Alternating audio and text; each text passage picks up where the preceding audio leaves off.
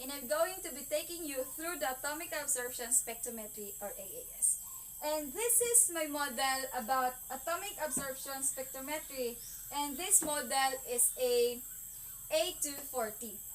The atomic absorption spectrometry or AAS is a low-cost, high-throughput technology that is mostly used to study chemicals in solution. As a result, AAS or atomic absorption spectrometry is employed in examination of food and beverage, water, clinical, and pharmaceuticals. It's also used in mining operations to figure out how much valuable metals is in the rocks.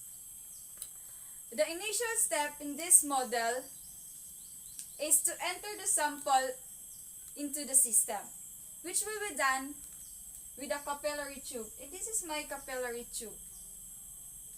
Our sample we pulled up in this capillary tube and then into the nebulizer.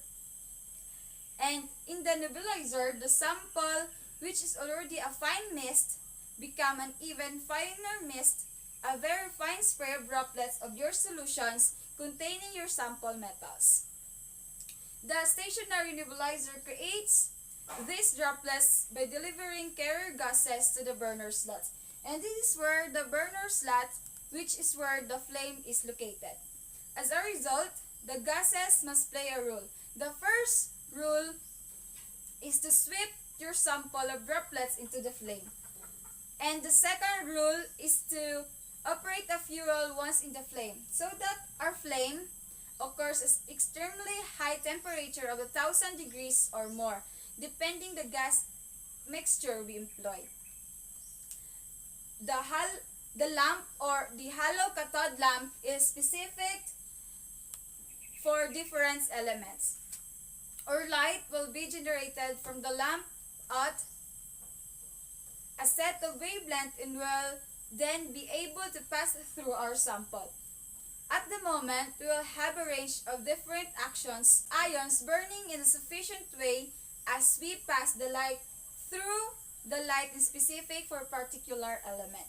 So, for example, I am looking for magnesium or either silicon or boron.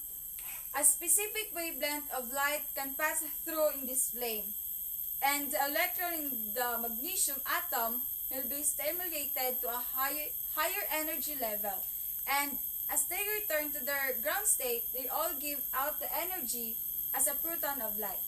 This reflected light that contains various elements pass through a small slit that size is adjustable, this one. Then it reflects a focusing mirror to travel to the dispersing device, and this is where the monochromator enters. So, these magnesium protons will pass through the detector.